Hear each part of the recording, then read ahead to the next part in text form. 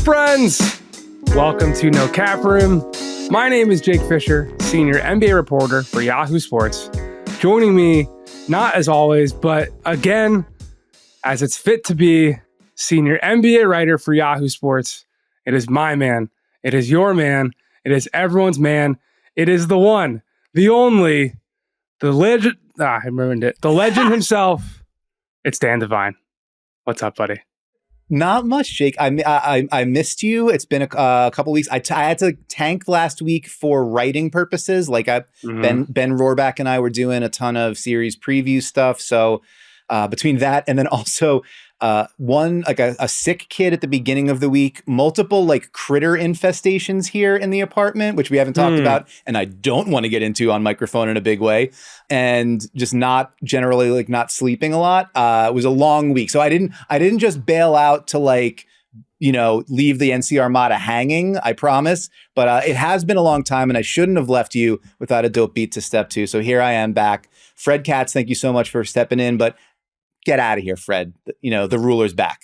And shout out to Tom Haberstroh for filling in for myself when I was unavailable several weeks ago. So we're back now. It's been a while. I've got some rain damage, interior, exterior, battling with the condo association / the insurance company. And Liberty Mutual was an advertiser in one of the games last night, and my girlfriend and I proceeded to boo them as they showed up on TV. So yeah, I won't get into that any further as well. But if this is some type of public admonishment that will in turn help me, I will not be disappointed by that. But we'll get into not that later and other things and more.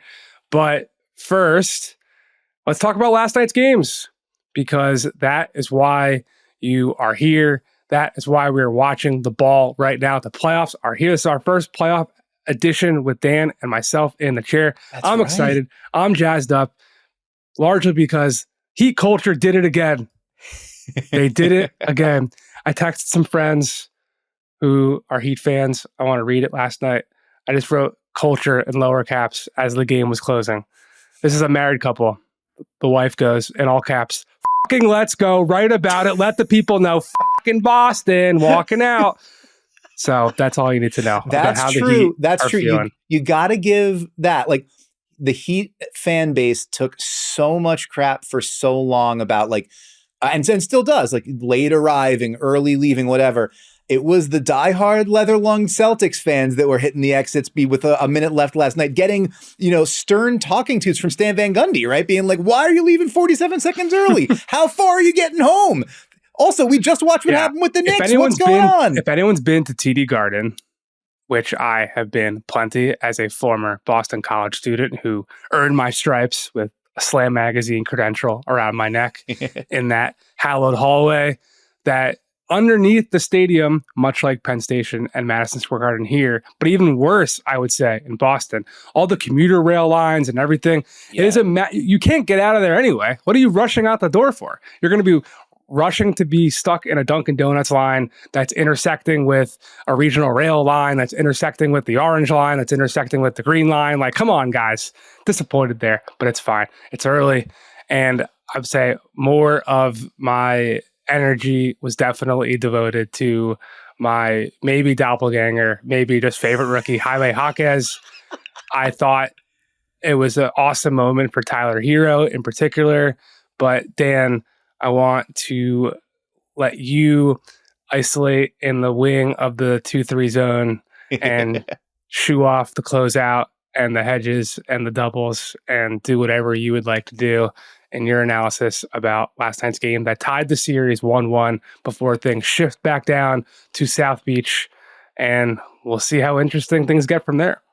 Yeah, I mean, the thing that blew or sort of stuck out to me right off the bat was like, I watched the Heat play almost the exact same game last year. It was Jimmy Butler hurts his ankle, game 1 against the Knicks. You know, we were there watching it. And the second game of that series, we don't have Jimmy.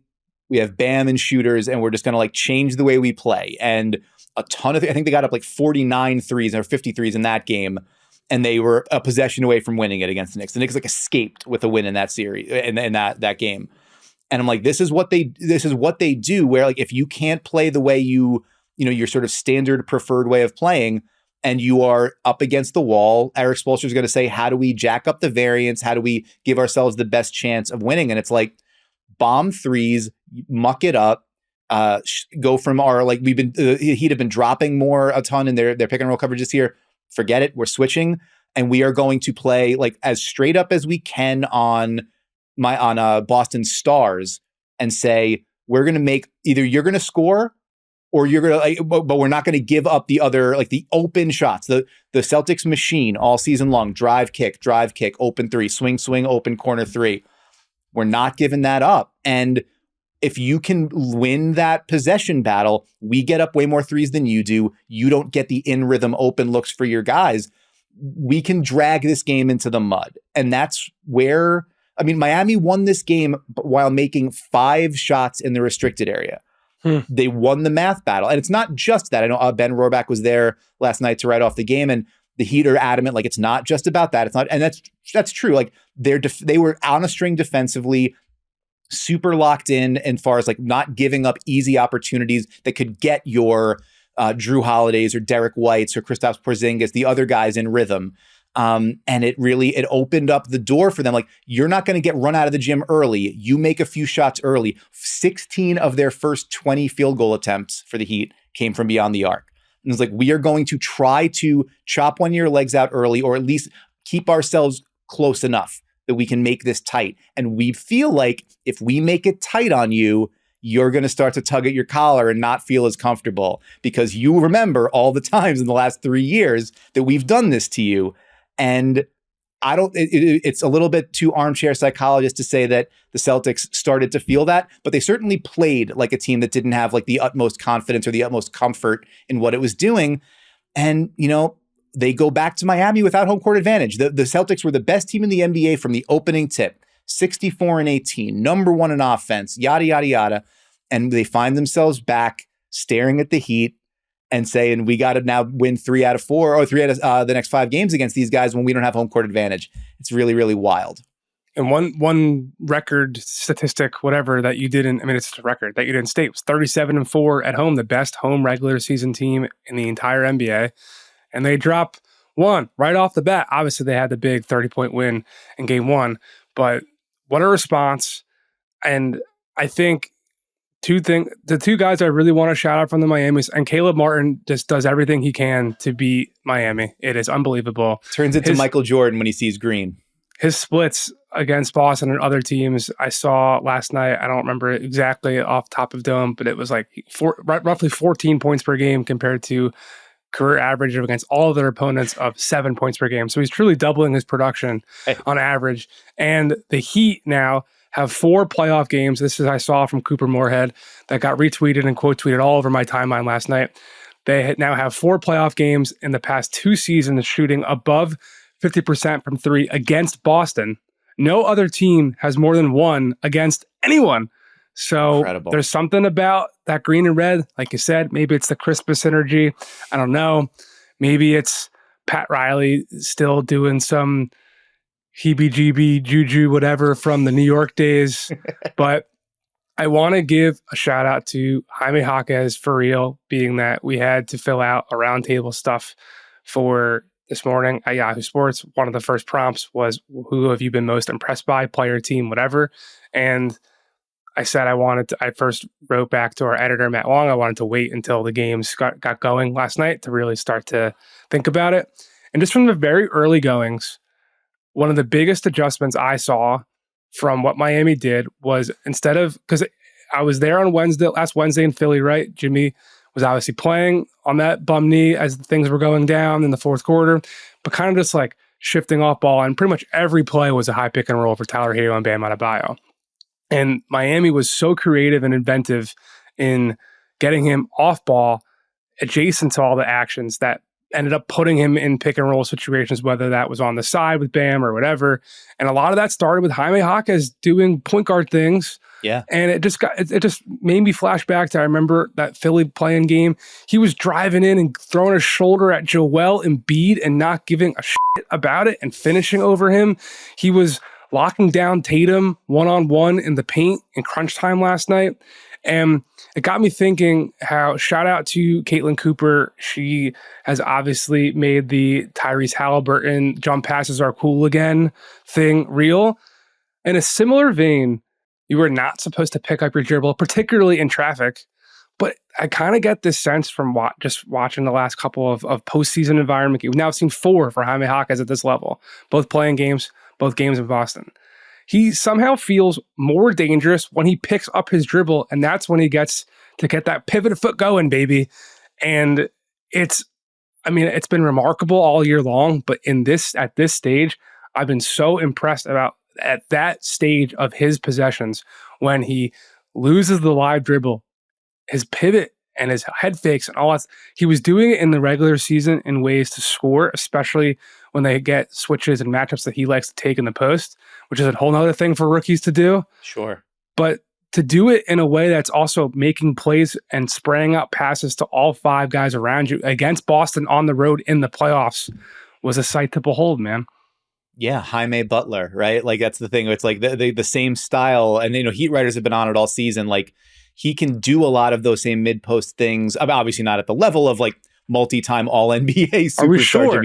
Are we sure? He's just a rookie. Maybe he will. Maybe this is just the first. No reason to put anybody in a box, right? No ceiling on his game. But you're absolutely right. Like the patience and poise in those moments to not get frustrated, not get flustered, not get sped up, and have the presence of mind to find your reads, find your outlets in those moments, or give a defender an opportunity to make a mistake and give you an opening, to get to the rim, and have that huge 3, I want to say like 3.5 minutes left, 4 minutes left, something like that. Yeah, on the right wing.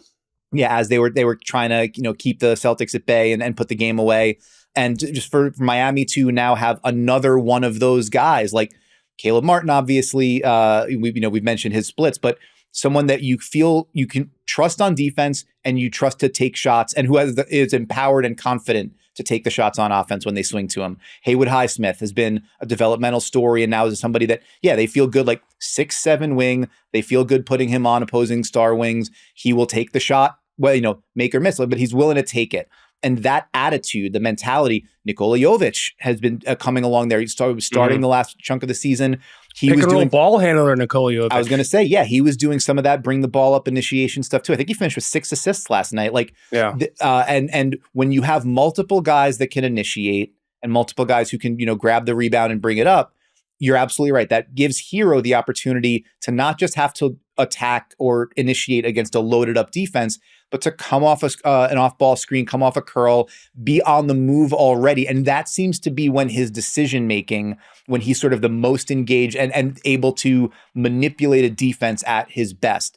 14 assists last night. Eric Spoelstra said after the game in a video that the Heat had tweeted, sent around, like that was the best decision-making, playmaking game you've ever had here, which, that's a pretty big statement. That one pass to Bam where he froze and fired it down to the baseline from the top of the key was probably the best play I've seen him make.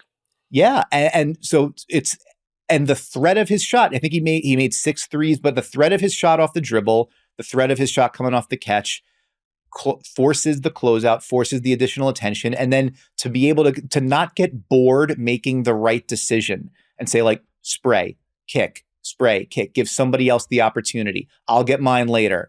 Like, that's growth. That is a young guy who he has been adamant and, certainly has never lacked for confidence, but the guys that he came up in that same sort of cohort where it's like, he's coming after Booker out of Kentucky or Trae Young or, Luka or SGA or whoever, he's looking at all these guys and being like, I belong in that conversation. And everyone's sort of like, yeah.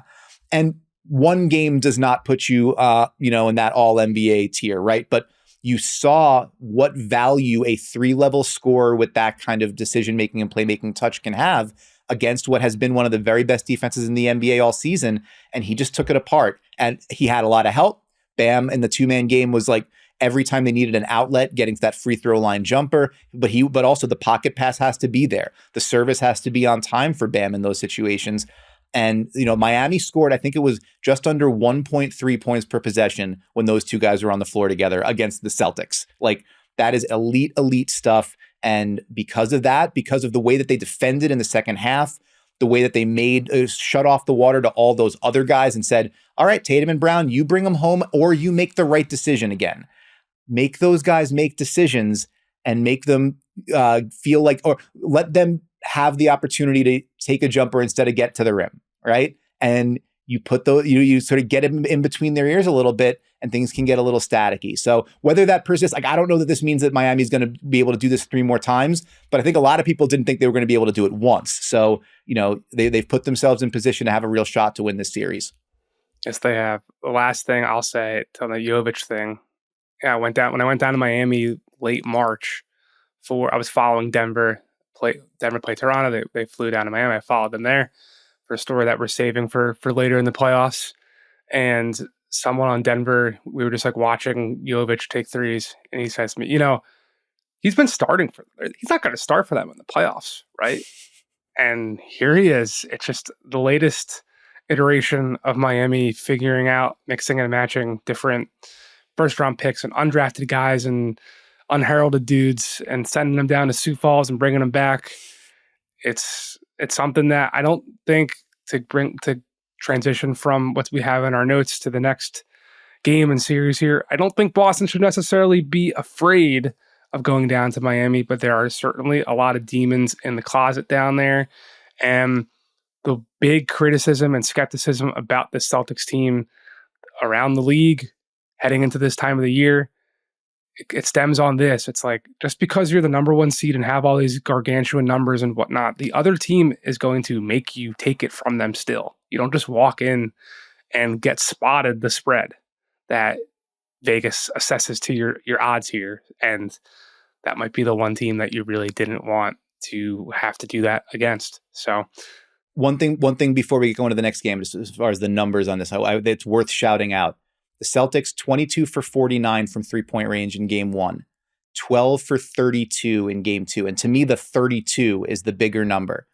The Celtics had only taken fewer than 33 threes 4 times all season. That is their recipe. They want to be the one jacking up the variance. They want to be the one getting more bites at the apple from 3-point range. You had Kristaps Porzingis and Drew Holiday. I think you got to be a little bit nervous if you're a Celtics fan. This is what we had talked about. Like Drew Holiday's shooting percentages have gone off a cliff in the playoffs. Kristaps Porzingis has not played in a playoff game since he was in Dallas and barely had any impact there. Like, this is seeing the damn it time game from them already has to give you a little bit of pause there. And then the Tatum and Brown, right? First game of the series, they took 30 of Boston's 82 field goal attempts, about 37%. Last night, 43 of 80. And they only had, so that's 53%, and they only had 4 assists. So if you get the assist rate down, you get those guys say, we're going to let you trade 2s for our 3s, and you're not going to get anybody else off. That's, this is where a team that was a juggernaut and was rolling and didn't seem to matter what the coverage was, who the defenders were.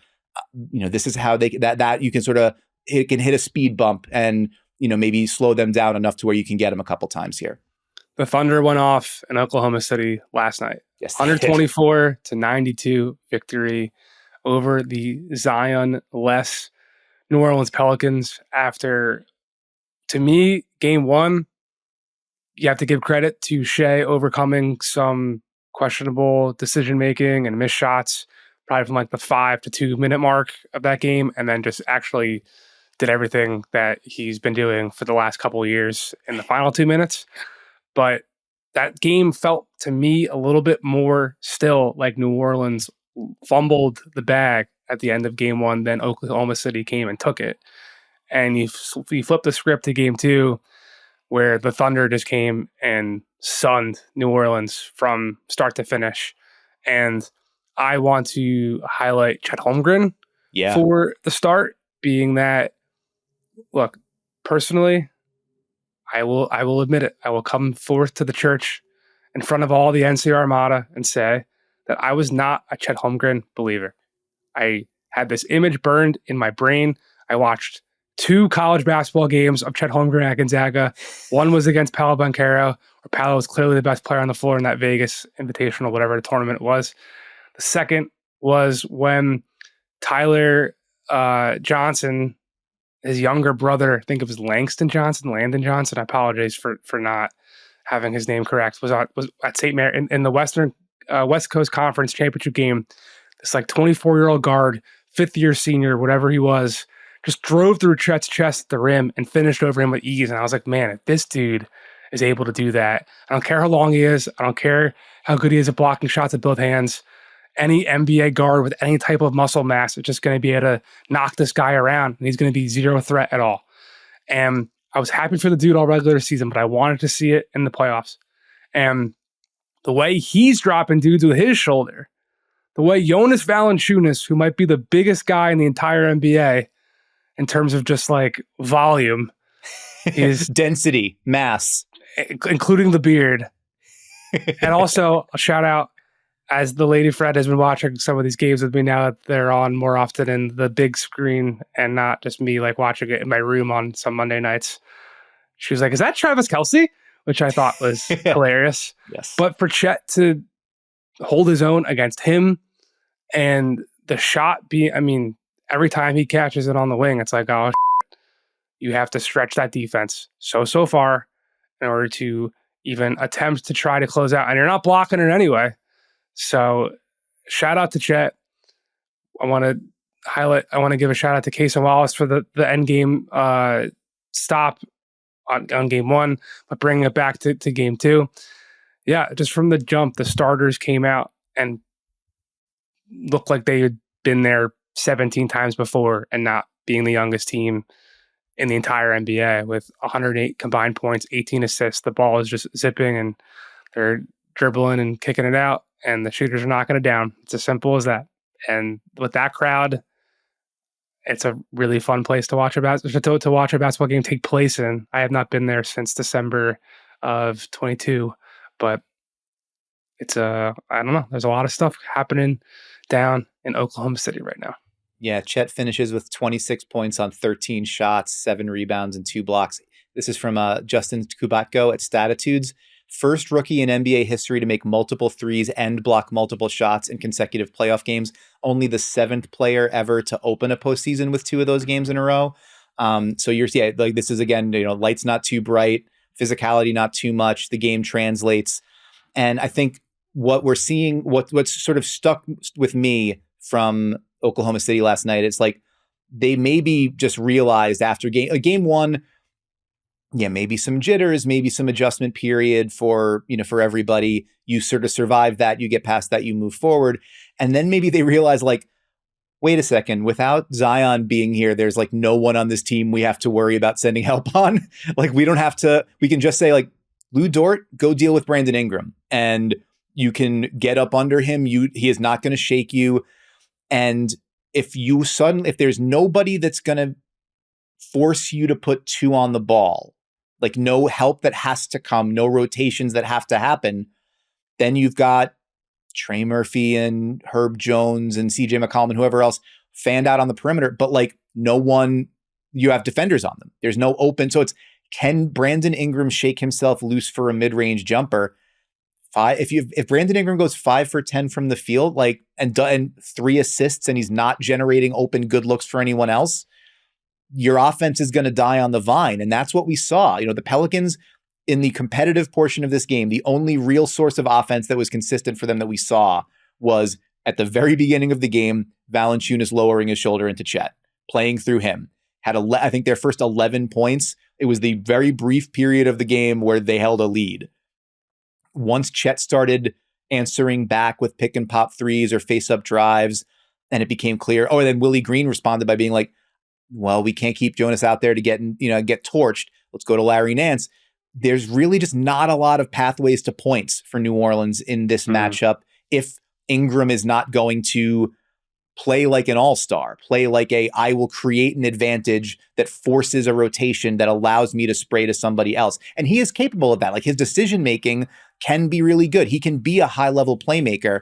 But against this Thunder defense with the individual defenders, largely Dort, but also Jalen Williams, the guys they can throw at you on the wing, there's just not a lot of like perimeter creation.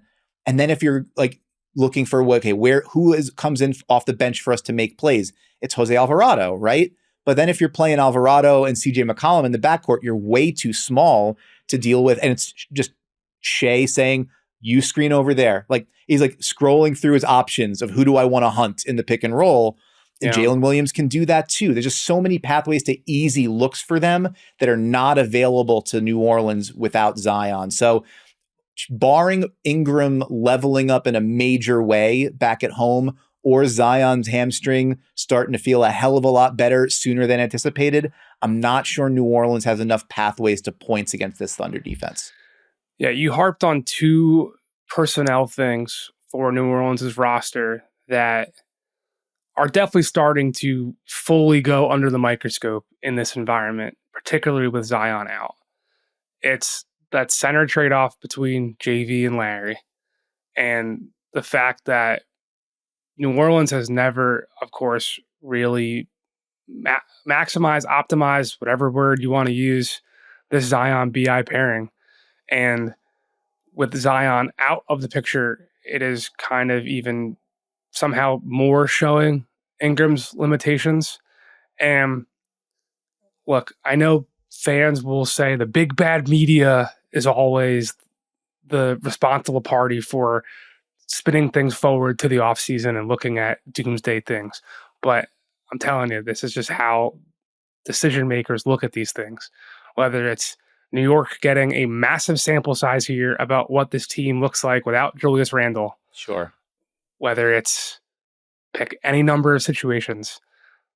The Lakers trying to figure out, LeBron trying to figure out how to exist in any existence outside of this series beyond this season. Like this is the ultimate litmus test for what your build is. And New Orleans was one team, I believe we said this on the show, that like kind of really didn't have any plan to make any tweaks at the deadline because they just wanted to sit back and see how it all unfolded. And the two things that they have had in mind have been the switchy, athletic, rim protecting center that they clearly don't have, and was on that dearth was clearly on full display last night, and that like real table setter guard that is kind of like the Kyle Lowry to Kawhi in Toronto, or like what Drew was to Giannis in Milwaukee at points, even like a Chris Middleton. Like I think Vinny and Tom on Wednesday's Good Word were kind of comparing what BI is to Zion to what Middleton has been to Giannis, which in a way that I think kind of makes some sense just on stylistically and where they get their shots from. And people on the league are talking about it, man, that like the future of Brandon Ingram is something to just monitor and be prepared for a conversation growing about that if this series continues to hold, especially with Trey Murphy did not have the game to follow up that he probably would have liked after all the praise got heaped onto him after game one. But like he's coming and extension eligible. Herb Jones did New Orleans a massive favor by taking the 4-year, $52, I believe, $million deal extension that he took. But like he needs more playing time as well. If Trey Murphy is going to be coming into the fold and taking more minutes, you probably don't want him being taken from your other burgeoning two-way wing. So it's just something. These are the things and the through lines that talent evaluators around the league are watching these games. Just because the regular season's over doesn't mean pro scouts from other teams aren't still going to these games and watching and evaluating and taking back their information and reporting it back to their front office. I think if I'm looking at anything around the league, Brandon Ingram's long-term success and ability to perform in New Orleans is probably at the top of the list right now, I'd say, and what people I've spoken with are just considering as this series moves forward. Yeah, just one quick note on that. That's an important one. Chris Middleton over the last 3 years has averaged 7 3-point attempts per 36 minutes. Ingram is at 4. And so that's like the one in terms of where they get their shot, where they get their shots from and how much they open up for their rim marauding big guys. Like that's why if you're a Pelicans fan of a certain, who views things through a certain lens, you look at it and say, remove him and put Trey Murphy in that spot and say, take 11 threes per 36 minutes and take them from 30 feet away. Trey Murphy will do that. He will gladly oblige. But also put you far away, force the rotations, force the help, give Zion all that room. And Zion also, there's another note I saw when I was sort of researching about this. Zion was 9th in the NBA this season in assists that led to threes at 220 of them. The next closest on the Pelicans was Ingram, who had like 70 fewer in 100 fewer minutes. And so like he just doesn't, it's not the way his game operates, generally speaking. And obviously, so it plays a massive role in this matchup and in this, where are you creating advantages? But moving forward, yeah, to look at it and say, if Ingram is not going to take more threes, which it does not seem it does not seem like his comfort level. It does not seem like whether he's been coached to do it or interested in it or whatever, that like, he's a good enough shooter to be able to do it. That doesn't seem to be the game that he wants to play. Then it creates some more spacing concerns for an offense that's already got them. I don't know. So I'm maybe Valanciunas pilled from way back. I kind of believe that I think they could win with him. I don't think obviously if you had Chet, great, sure. But there's the years long conversation about like, what if you can get a Miles Turner type or Miles Turner to be that guy next to Zion? I get it. Yeah. But I think like Valanciunas is closer to a solution than a problem in this series, I think, especially just given the lack of other options. It's more to me about the guard play and the perimeter play on the Pelicans not being able to open up, crowbar open enough scoring chances. And if they can't do that consistently enough, OKC is going to get better shots more consistently. And then they got better tough shot makers in Shea and Jalen Williams. And it's a tough recipe to deal with when you're an opposing defense. And I really like Brandon Ingram. Like I went to Providence, Rhode Island for Shouts out for Duke's alumni. That's right. For Duke's 2015 NCAA tournament, where it just so happened that Yale beat Baylor, and I was there for the Taurean Prince rebound. We talked about that. And like that, his parents, they will not remember that. Talked to Jerry Stackhouse, who was his AAU coach, and like always liked the guy, soft-spoken dude. I was so fascinated by the Brandon Ingram versus Ben Simmons debate and the start of their career. So they got compared to each other and blah, blah, blah. And I was on Team Ingram at the time. And then like was really nice to spend some time with him in Manila this summer. But like he was his limitations were kind of put on just like the international stage. And like he couldn't really thrive when the ball wasn't in his hands on that team. He couldn't really thrive as like a floor spacer. It's just his future is going to be really, really interesting. That's all. So let's put a pin in that and take a quick break to pay some bills. And we'll be back to talk about Brandon Ingram's former team, the Los Angeles Lakers. Welcome back to No Cap Room here on the Ball Don't Lie podcast, where Dan Devine is about to espouse wisdoms on how the Los Angeles Lakers can overcome a 2-0 deficit after losing 10 straight games to the reigning champion Denver Nuggets. Now, I think might involve a time machine and some magic. I'm not sure, or an alternate reality in which the Lakers are the ones that drafted Jokic in the second round, where someone goes to Serbia and sends Nikola Jokic in because Passover is on the brain, puts Nikola Jokic in a cradle and sends him down the river to somewhere far, far away, and changes his destiny. Now, I think we talked about this with Fred last week, all the hobnobbery about the Lakers potentially trying to lose on purpose to avoid this matchup.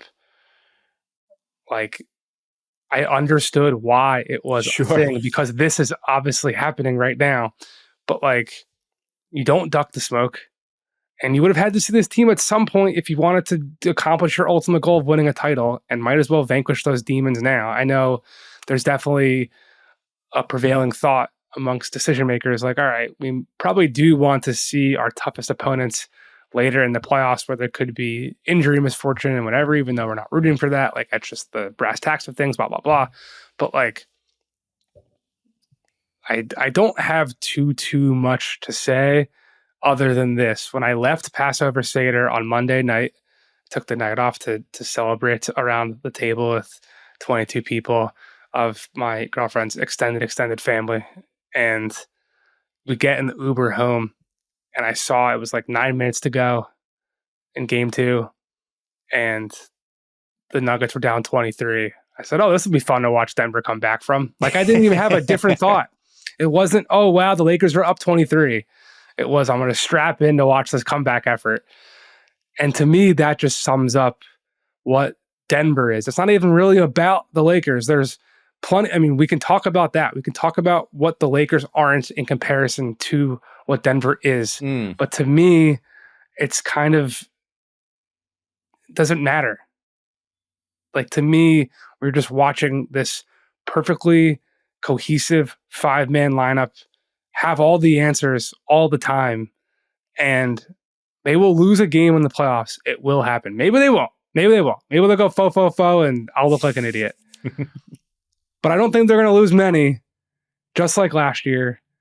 And maybe my bosses will look at this as like couching and not putting the analysis into the microphone that they pay us for. But they're not listening. Don't worry about it. They're definitely listening. I don't think there's much more to say other than Denver's 5-man lineup is sick, and the Lakers have 2 stars and are getting zilch consistently from anybody else. Yeah, that's huge. John Gennaro, super producer, was kind enough to put some of the production numbers in our doc here, and like LeBron's averaging 26.7 rebounds and 10 assists plus 3 stocks a game in the series.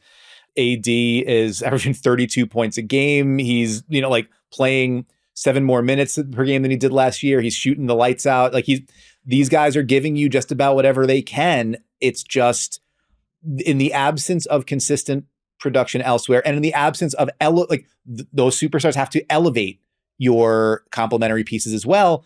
It leaves you susceptible. But I mean, it's also like, this is a recipe that is given the Lakers double-digit leads over the Nuggets multiple times in the course of their matchups.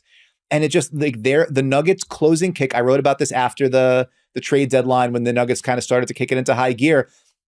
It's just different than everybody else's. They are a good shot, a quality possession machine late in games. And this is pretty sick. Honestly, like a sickening thing. We're using the word sick as a fun adjective here, but the Nuggets have scored 39 points in 11 clutch minutes against the Lakers this season.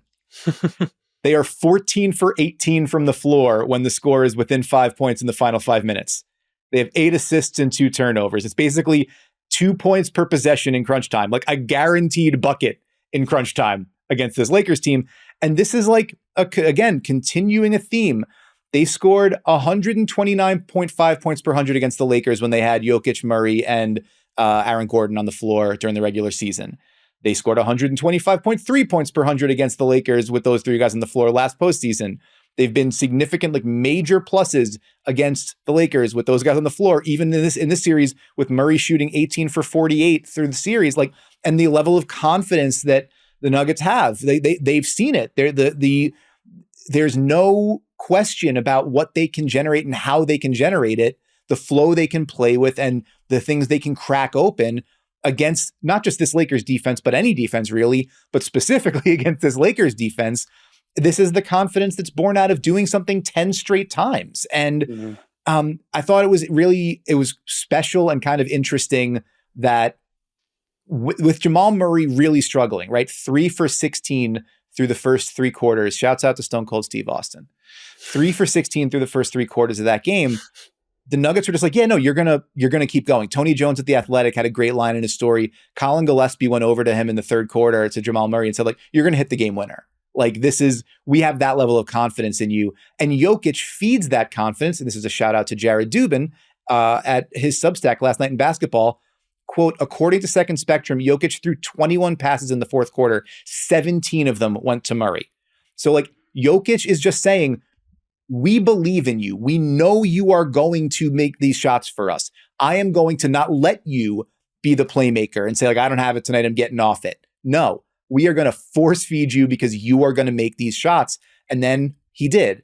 And so the level of confidence they've got, the level of execution they reach, and the degree to which it doesn't matter how much they're down, or it seems like it doesn't matter how much they're down. In part because they're going to wear you out. And that's the other number I want to hit. Shouts out to Tom Haberstroh, not to take his big number. But Anthony Davis, we mentioned his scoring, right? The first halves of these 2 games, 42 points on 18 for 23 shooting. second halves of these games, 22 points on 8 for 19 shooting with more turnovers than assists. The amount of the work that Anthony Davis has to do on Jokic and offensively, I think it grinds him down over the course of big minutes, especially when, as they did in game 2, the Nuggets can throw Aaron Gordon on him as a defensive, so you're splitting the responsibility between Jokic and Gordon for dealing with AD, and he's got to deal with both of them. And they're splitting the backup center minutes with those two guys as well. Yeah. And so it requires a ton of AD. And especially, as you mentioned, if you're not getting complementary offensive production from, consistently from D'Angelo Russell, from Austin Reeves, from Rui Hachimura, who's had a real rough series so far, and so on, all down the line. Yeah, I thought Rui was the answer to stopping Jokic. What happened with that? Yeah, it turns out that there aren't good answers, but that one certainly had staying power for, I think, a half of basketball a year ago, and not so much since. Yeah, in the interest of time, to me, watching Denver and the fact that, and from being around that team, the fact that everyone in that locker room and organization knows it starts with Yoke and Jamal, and everyone falls in line behind. That, to me, is a real thing.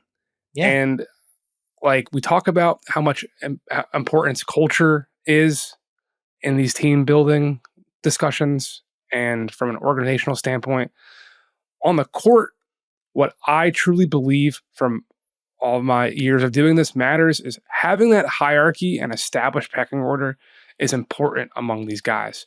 When you think about how everyone's comparing their money to each other and all the touches and the stats directly correlate to that. But when you even sift it into the context of winning and looking around the court and knowing who is going to do what and what time it is and which guy is going to rise to that occasion, that to me was something that I thought was encouraging about Orlando's regular season, where it really seemed like in their first year, I saw the potentials of the early Jason Tatum, Jaylen Brown headbutting and people from the outside wondering if they could play together and will it work and blah, blah, blah for Franz and Paolo.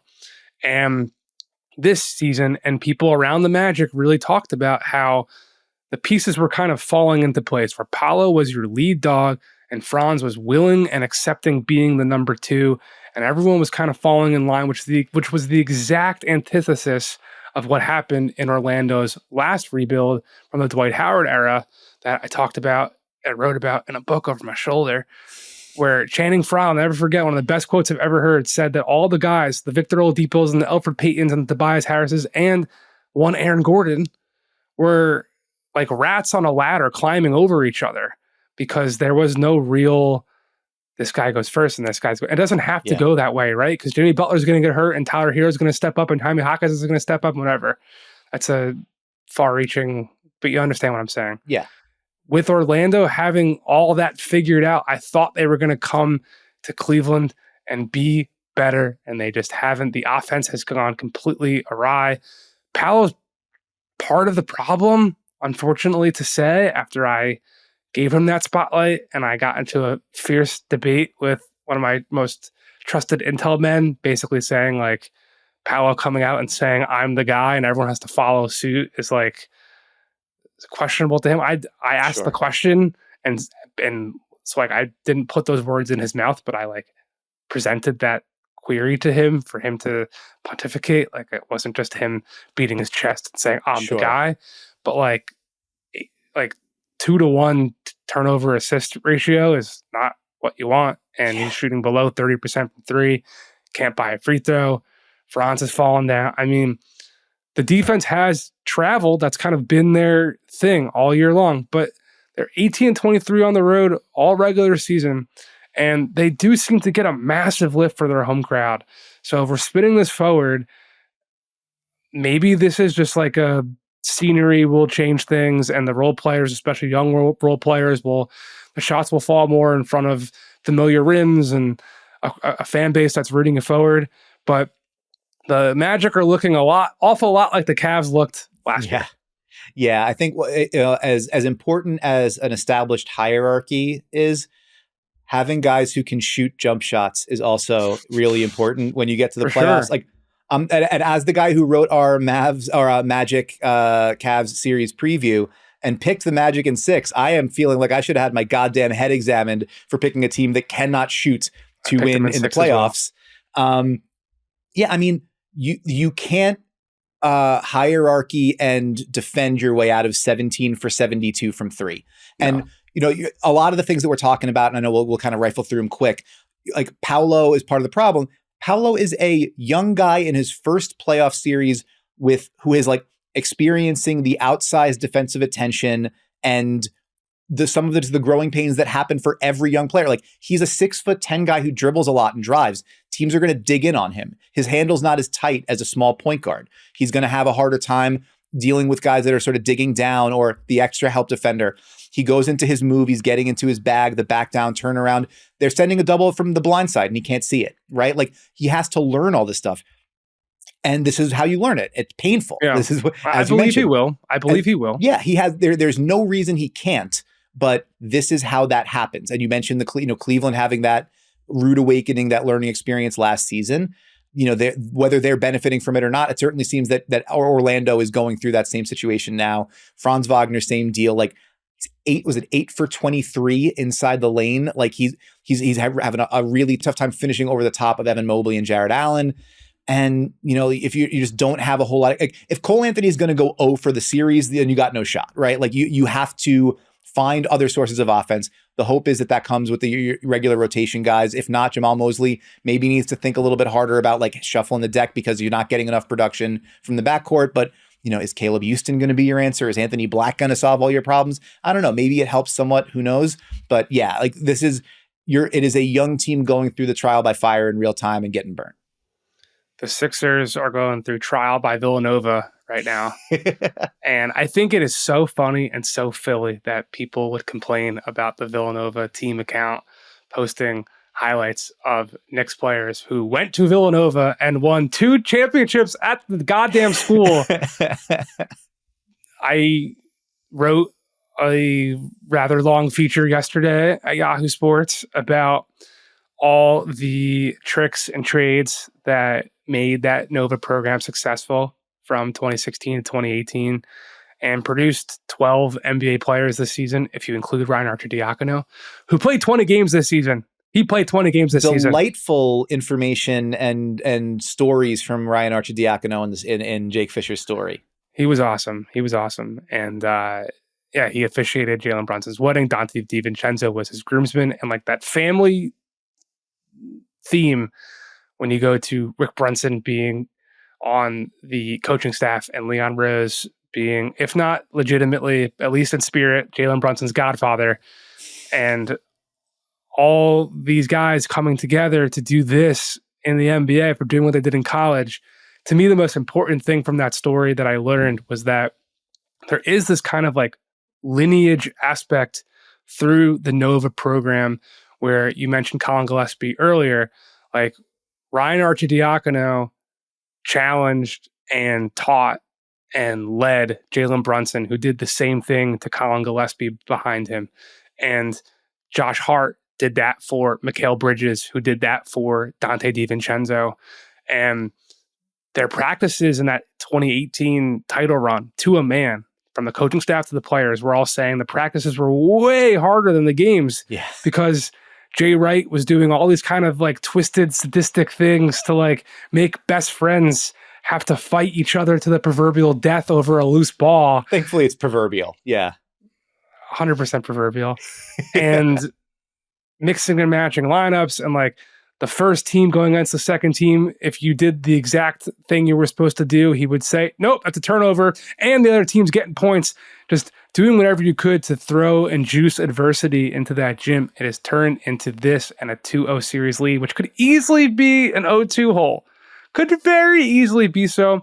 I don't want to get into all the officiating, complaining, and whatnot, because look, Daryl Morey is the lead executive of the Sixers, and Nick Nurse is the head coach. 2 men who have pretty extensive postseason histories of publicly commenting on the officiating.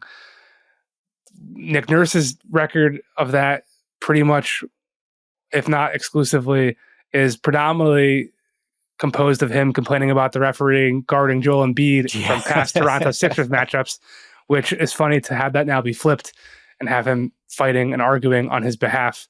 But to me, I just think if we're looking at this from a preview standpoint, it's going to be loud as hell in Wells Fargo Center. I am bringing earplugs tonight. After we record this, I'm going to hop down the Amtrak, head down there. I am bringing earplugs, and there's two things I'm curious about aside from all the big stuff, like how healthy is Embiid? What's Maxey going to do to follow up that performance? Like if we're looking at this similar to how the Lakers are down in their 0-2 hole, like we kind of know what we're going to get from Embiid and Maxey. They have done pretty much everything you could ask those two dudes to do, especially considering Joel Embiid's health and the fact that he is nowhere near 100%. He's dragging that leg around like he's just carrying all of Philly's entire processed year's burden attached, and it's an extra weight and a ball and chain. And I have no criticisms for what he or Maxey has done at all. It's the ongoing, what the hell is Tobias Harris doing? Can Buddy Hield remember to shoot the ball? Can they inbound the ball and get a rebound? Those are the things that are just the little attention to detail, the Villanova way. That is not Villanova basketball. And that to me has been the difference so far. Those little cracks that the Knicks have filled by diving onto the ground and hitting the offensive glass with reckless abandon. That to me has been the difference so far.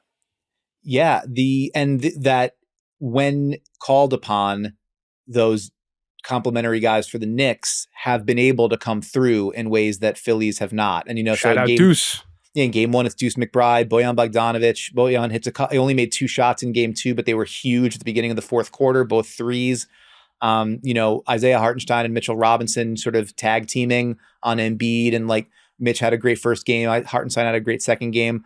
I'm writing about this now, or not right now because I'm talking to you, but sort of the reason that has needed to happen to such a great degree for the Knicks is because Jalen Brunson has been sort of dramatically under his standard. I think was it 16 for 55 from the floor and through 2 games.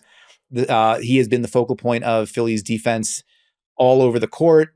You talk about the Villanova way. Kyle Lowry has been putting himself in the Villanova way of Jalen Brunson every opportunity he gets by leaving Villanova buddy Josh Hart on the other side of the court and saying, if you're going to make threes, we'll lose. Well, Josh Hart's made 8 of 15 threes because and they have lost. So how Brunson, to what degree Tom Thibodeau and that Knicks offense can open things up for Jalen Brunson, get him, sort of on track. That I think is a pretty big potential swing factor in game 3 and moving on. And then also if the Sixers maintain the defense that they've played, which honestly they should, like the Knicks half court offense has not been good because of the way that the Sixers have junked up their coverages with sagging off of Hart, with overloading to Brunson, all that kind of stuff. It's been the offensive glass, it's been transition, and it's been a couple of super timely shots. Like, play the percentages. Josh Hart's probably not going to keep hitting those shots. Get back in transition better. Limit the offensive glass. Like they did a better job of that in the first half of game 2. As Embiid's legs started to hurt him more in the second half, the Knicks started getting to the glass more easily. Like you just need a better effort there. But you're absolutely right. Those games were in the balance down the stretch for a reason. And I think you can reasonably argue the Sixers have had the 2 best players in the series. That translates and that holds in game 3. Then the Sixers could put themselves in position to even this thing up over the weekend. One last thing, if you're listening to this as your game 3 preview for tonight in Philadelphia, DeAnthony Melton might return. Yeah. And for Philadelphia. And he is someone that definitely people in that Sixers building are hoping can be a real asset as a secondary piece, both shifting into some Jalen Brunson minutes on defense and also that off-ball shooting that is so important to stretch opponents, to get Joel openings to operate, and to give Tyrese driving lanes. So that's going to be another interesting thing to watch. We've got an interesting thing to watch right now before we get out of here, because when Tom Haberstroh filled in for me on No Cap Room a couple weeks back, he and Dan played a game where they tried to describe one Paolo Banchero's basketball game using nothing but player comps. I liked that game. And I also had just kind of come back from my rec league championship where your boy was crowned victorious. And then I officially retired from rec league. I'm here wearing my championship shirt. I was going to say, you got to check us out on YouTube because you can see that Jake is wearing his championship shirt. And I played about as well as one could have hoped with the legacy on the line. So there was a live stream, and we have gone back and procured the footage, to which super producer John Gennaro has cut into a little. I'm not gonna call it highlight reel because they're not really high, but they're sizzling, a little sizzle reel. So this is admittedly aimed a bit more for our YouTube audience. Yeah, you got to get to YouTube to watch because then you'll be able to see what we're seeing. But we could also whip this up and post it in some type of social video where it both makes fun of myself, but also people know I can shoot that thing. Because I will say, at the Passover Seder with 22 people, before I watched Denver's comeback that I expected to happen on my phone, there was a distant cousin, it was my girlfriend's best friend's extended family. Like, that's how removed we were from all of this. And this joker who I got put next to was kind of trying to punk me. He knew exactly who I was and what I did, as I found out later in the conversation. But early, he said to me, "Yeah, man, do you ball? Do you play? What's your player comp?" And so I turned to the lady and I said, "Well, you got to tell him." And she just goes, without hesitation, she goes, "Oh, he's wet." And that right there is when I fell even more in love than I ever have been. So, John. Oh, my. I don't even know what to say to that. Yeah, I guess roll the footage. I mean, you're going to see how wet these shots were. Can you stop saying that? Splashing. I don't like that either. Okay, the top knot is strong. The top knot, which apparently I heard afterwards, someone in the crowd was making fun of me, even though splat. Oh, put that in. All right. Here we are. This one you can't see the little mechanics. Screening action. You can watch it go in. Yeah, I mean, you see the bucket. That's the important part. I haven't hit the rim once. Oh, stiff screen on the ball, and then he flares. He pops out. Haven't hit the rim. Oh, was that you with the hand up in the corner? I'm in the corner here. You can't even see the head fake. Oh, but there's a dime. Whips the pass. There's a dime. Bang! Movement shooting. Haven't touched the rim. Listen, I can't say the words that you just said without feeling a chill go up my spine. But I will say the jumper looked to be online. Granted, here's what I have to say. I'm watching a highlight reel. Every player out there has highlights, right? We got to see the full 48 to know exactly where the game is. But I mean, I have the stat sheet over there. I was 4 for 5 from 3, and champion, walking out on top. That's what everyone's playing for this time of year. So first off, I think it's adorable that you were like, "I want to bring this to Dan. I want Dan to see this, and I want I just wanted you to roast me, honestly." No, well, I mean, first off, you look good out there. I got to be honest with you. It's not, and part of it is you have enough confidence in your physique that you're not wearing a t-shirt under the reversible. That's one thing. That's a big, you're out there playing and you look the part. If you're asking me what I think that game reminds me of, I will say, while I think about the answer to that, because I made a point, I was like, "John, I don't want to see the footage. I want to be able to react to it live. Don't do the show before the show." I will say that at your birthday party, you were telling people you play like Luka. No. That is no. That's not what I said. Okay, what did you say? I said, depending on the range of talent on the court, it's a wide range of what I can contribute. Where if we go to the lowest of the low, I could be Luka out there. When I go to the park and there's a couple kids who didn't even make their high school basketball team, there's a different level of ability. But when I go play pickup with be a coaching staff, I'm the worst guy on the floor. There's a different scale. Okay. You didn't say all of those words at your birthday party. That's drunk. fine. That's fine. I was intoxicated. That's fine. 30 and we were at a brewery. What do you want from me? I will say, based on what I saw in terms of the confidence at the arc, that stiff ball screen, I was really impressed by that. You laid the wood on that screen. The way the confidence at running the floor to your lane, knowing where you needed to get to, but also the whip pass after the screen and the drive. Can I get away with a fun size Olynyk? Is that I'll take it. Is that what the ponytail obviously is part of it, but like if we're going just the aesthetic component, I'm like, but it's not like sweeter Lou Amundsen. That's not what we're talking about there. It's not, So what percentage of your answer is being completely swayed by the top knot? I mean, the hair is important. It is an important part of the experience. It's an important part of the aesthetic. Yeah. To be clear, I usually go full bun, but at that point I had gotten a haircut or it wasn't long enough to go full bun. Right. So I had to do the top knot to keep it out of the face, which is also part of why I need to talk to Jaime Jaquez at some point, how that man plays. Same with Josh Giddey, with their hair flying around, and I don't understand it. Shout out to them for being able to do that. Well, Giddey's hair is like shellacked in place. It seems like it doesn't move all that. It's so weird. Yeah. What kind of hold they've got in their gel. I will say there's the willingness to see the jumper it's not knuckleball, because the willingness to get off of it made me think of Noah. And the top knot and the willingness to get off the ball made me think of Joakim Noah. But you're not knuckleballing it with the shot. The shot is the shot's right.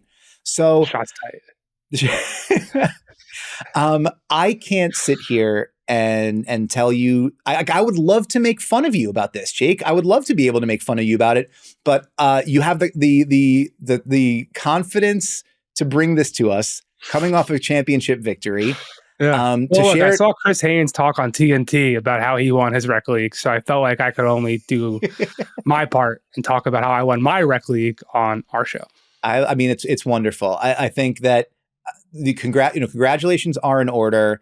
I'll see if as we sort of move through the rest of the broadcast, I guess I'll try to think about if there's another comp the broadcast that I like is better. over. This is it. This is the last thing on the rundown. Maybe like as you're doing the outro, I'll like think of another name. This is a real time example as to why it takes you so long to file after a game. Because I'm thoughtful and I'm trying to provide incisive commentary on what I've just watched. John Gennaro, Keith Van Horn is not the right answer. I will tell you the answer I give at the bottom of the scale. Yeah, you said Luka.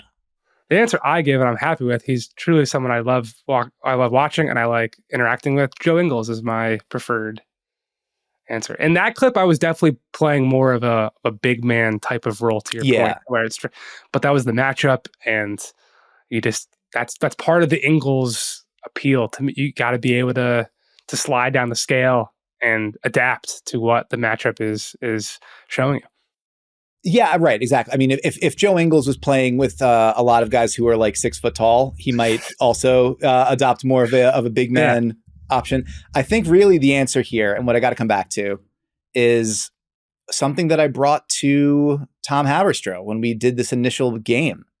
Jake, you might be fever dream Josh McRoberts. Yes. That's awesome. I'll take it. When I was listening to that, Charlotte McBob was a favorite of mine, for sure. Before the Miami payday. I really thought he was, like, I remember they lost LeBron, they bring in McBob, and I was sitting there being like, whoa, people are going to find out how good this dude is. Okay, maybe considering that was a comp for Paolo Banchero and Blake Griffin, maybe you're just maybe not fever dream. Maybe you're just fever Josh McRoberts. Yeah, Josh McRoberts. Fevered cold chills Josh McRoberts. In bed with an ice pack on their head, Josh McRoberts. I'll take it. That's honestly a true compliment. Yeah, mug of hot tea and antibiotics, Josh McRobert. I'm going to take that. I'm going to wear it like a sweater. And I'm going to take my ass down to Philly to watch Game 3 tonight. Hopefully you all enjoyed today's show and that little attempt at our cross-platform podcasting here at Ball Don't Lie. That's all we've got for you today. Thanks to super producer John Gennaro for doing all the things he normally does to make the show look and sound great and producing the sizzle reel. Yeah, even more than usual. It's really, really impressive. Yeah. Subscribe to Ball Don't Lie on YouTube or whatever podcast platform you are currently listening on, and leave us a 5-star review. That'd be great. We thank you for listening, and we'd appreciate it if you came back again next week for another episode of No Cap.